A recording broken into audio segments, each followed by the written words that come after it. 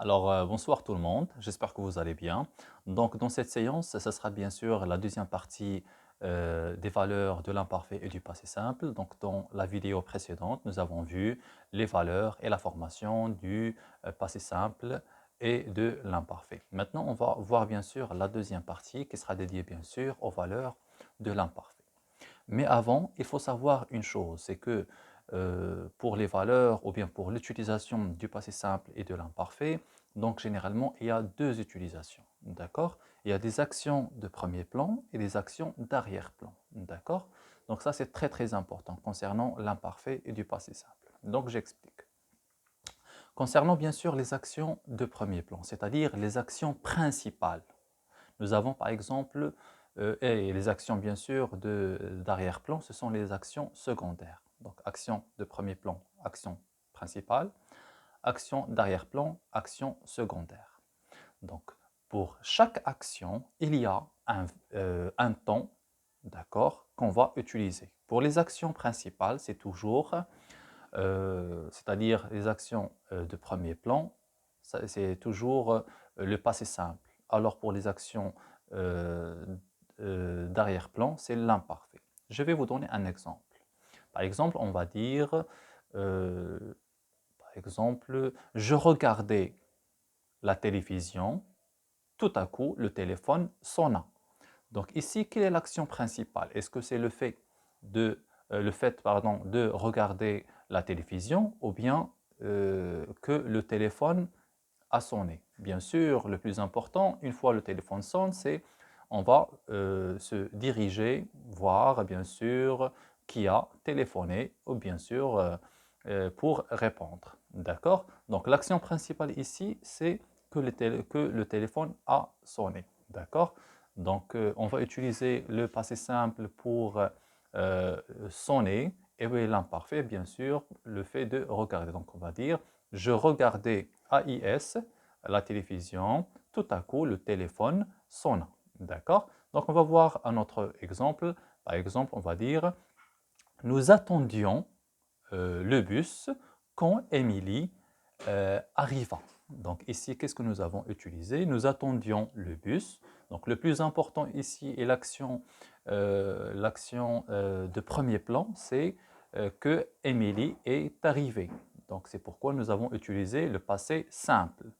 D'accord? C'est une action qui est un petit peu, bien sûr, principale et qui vient, c'est-à-dire qui vient couper l'action d'arrière-plan qui, bien sûr, l'attente du bus, c'est une action qui est longue.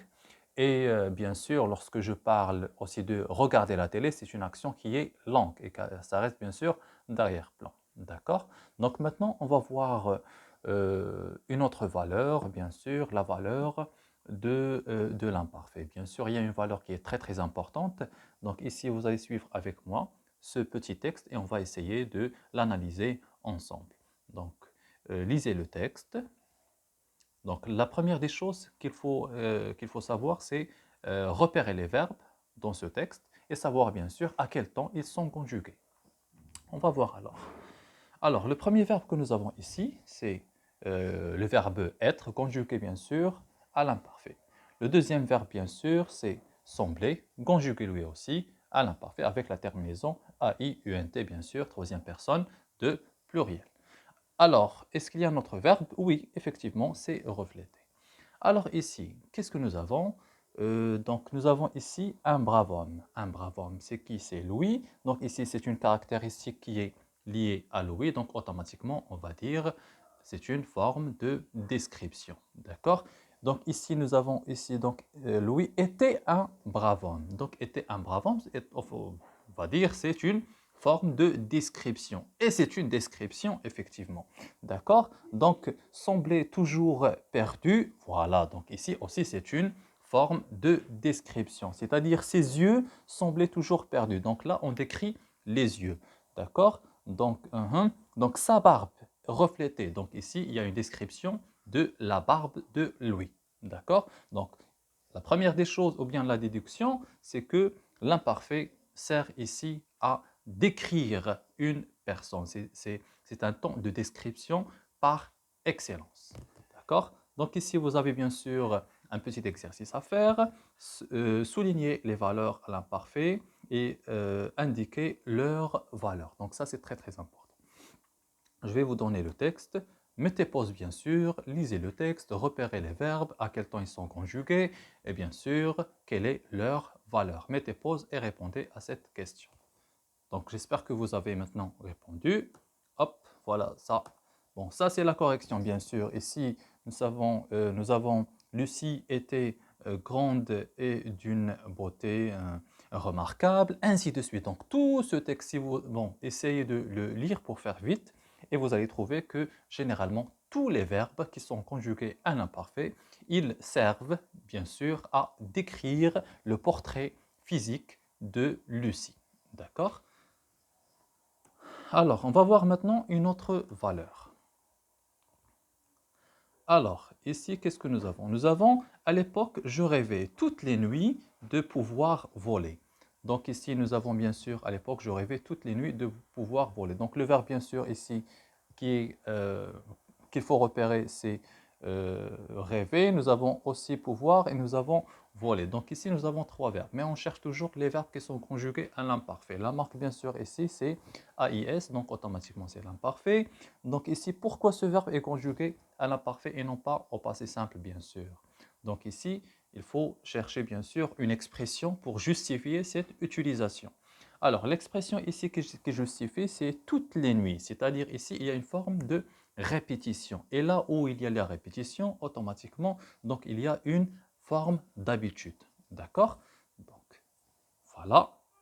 Donc, à l'époque, je rêvais bien sûr toute la nuit, c'est l'expression qui justifie bien sûr l'utilisation de l'imparfait. Donc, ça, c'est une deuxième phrase. Chaque jour, Sarah écrivait une lettre à sa mère. On repère toujours les verbes. Donc, le verbe ici, nous avons un seul verbe qui est écrivait. C'est le verbe écrire à l'imparfait. Ça marque CAIT, bien sûr. Donc, une lettre à sa mère. Qu'est-ce qui justifie ici? Donc, on va chercher une expression, d'accord, qui justifie l'utilisation de quel verbe? Bien sûr, du verbe rêver à l'imparfait. Donc, c'est l'expression ici, bien sûr, chaque jour. C'est la même chose. Ici, nous avons toutes les nuits. Nous avons chaque jour. Chaque jour, c'est la répétition. Dans la répétition, qu'est-ce qu'il y a? Il y a une habitude. Voilà. Donc, voilà. Donc, ici, chaque jour, toutes les nuits, je rêvais, j'écrivais. C'est la même chose. D'accord? Donc, pour déduire et pour conclure, donc c'est un imparfait d'habitude. Donc ça, c'est la deuxième valeur, bien sûr, de l'imparfait. Comme d'habitude, c'est un petit exercice à faire. Nous avons pourquoi l'imparfait est-il employé dans ce texte?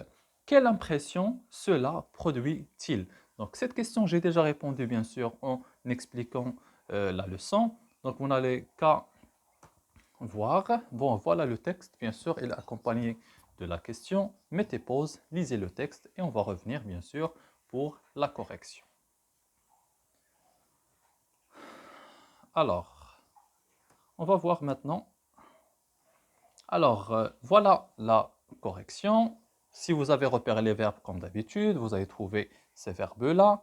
Et ces verbes, bien sûr, ils sont conjugués tous hein, à l'imparfait. D'accord? Donc ici, annoncer, bien sûr, ici à 8 heures, la cloche annoncée. Donc ici, la cloche, donc chaque jour, bien sûr, nous avons la cloche qui sonne. Et on sait très bien à telle heure et telle heure. Donc automatiquement, par exemple, dans chaque 2 heures, la cloche, bien sûr, elle va sonner. Donc automatiquement, c'est une forme de répétition. Et on sait très bien, d'accord, que la cloche va sonner dans telle ou telle heure. Donc automatiquement, c'est quoi? C'est la répétition. Et dans la répétition, il y a bien sûr l'habitude.